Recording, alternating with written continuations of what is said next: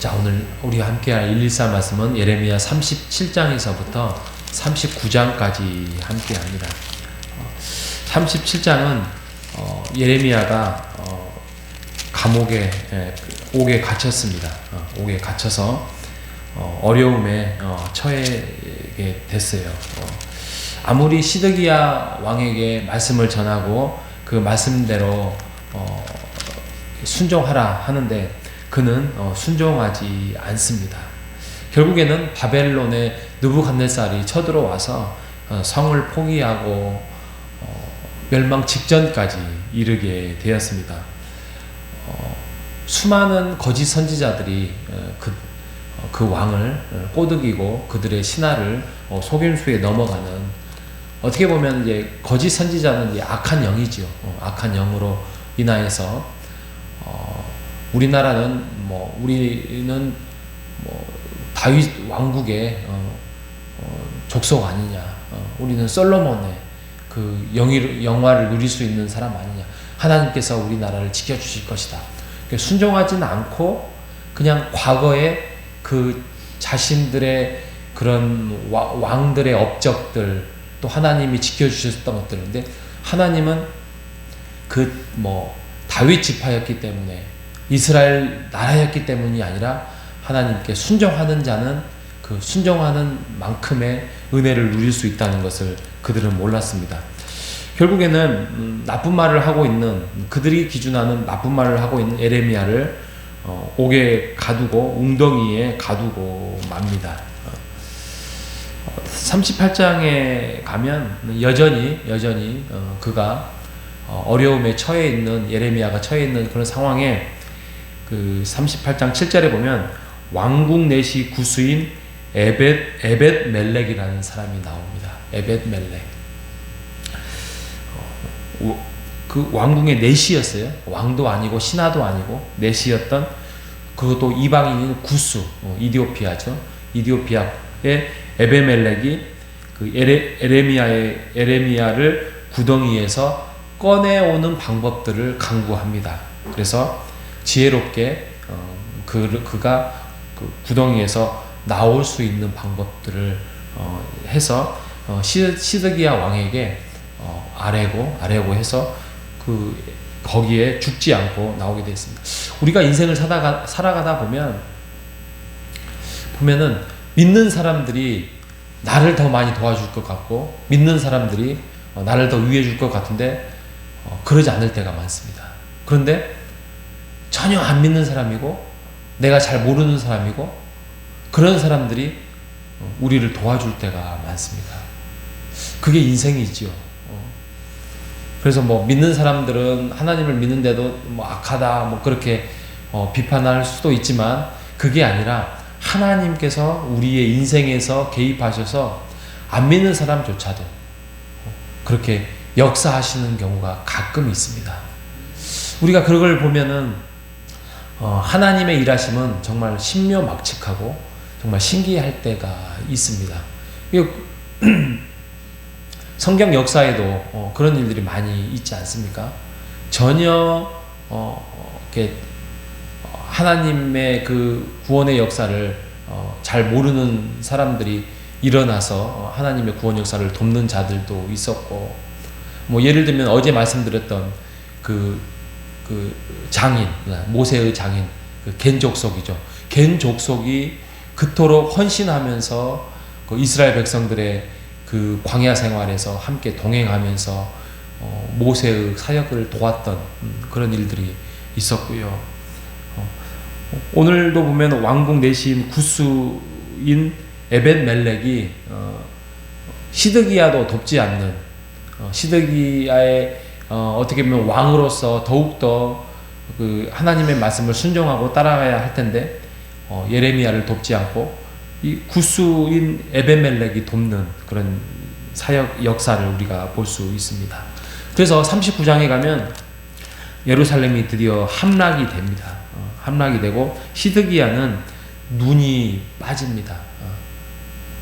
눈이 빠지고 자녀들은 죽고 사슬로 결박하여 끌려가는 아주 참혹한 그런 최후를 맞게 됩니다.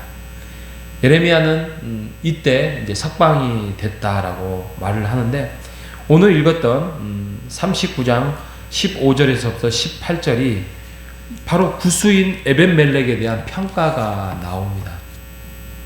나라가 멸망하고 그 나라가 많은 사람들이 죽고 그럴 때에 이 에벤멜렉이 구원을 받을 것이다. 그거는 바로 많은 사람들이 죽고 목숨을 빼앗길 때에 그는 나를 믿고, 하나님이 나를 믿고 너를 구원하였기 때문이다 라고 말씀을 합니다. 평가합니다. 정말 이 유다의 이스라엘의 역사를 보면 참 안타깝기가 그지 없습니다.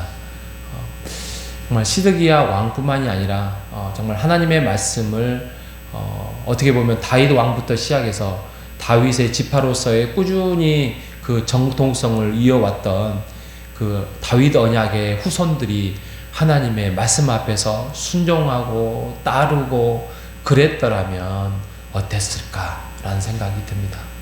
그런데 뭐 우리가 알고 있는 것처럼 그거는 영원한 심판이 아니라 지금 그들의 행위에 대한 심판이었고, 결국에는 하나님이 선택한 이스라엘의 약속은 결국에는 70년 후에 다시 돌아와서 다시 성전을 세우고 다시 이스라엘을 재건하는 하나님의 역사를 우리가 볼 수 있습니다.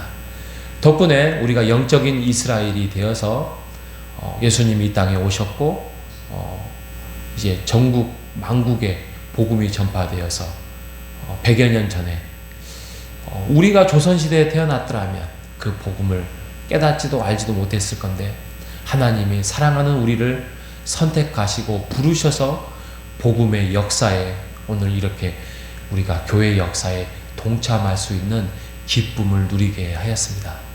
우리가 이 땅을 살아가다 보면 여러분 뭐 70년대 80년대 어떻게 보면 먹고 살기가 참 힘들었었던 때 있지 않았겠습니까?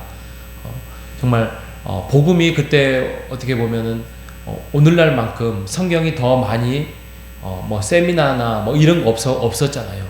기껏해야 교회 안에서 부흥회하고 사경회하고 그거 쫓아다니면서 열심히 은혜 받으려고 했던 그 시절을 저도 어렸을 때 생각이 납니다.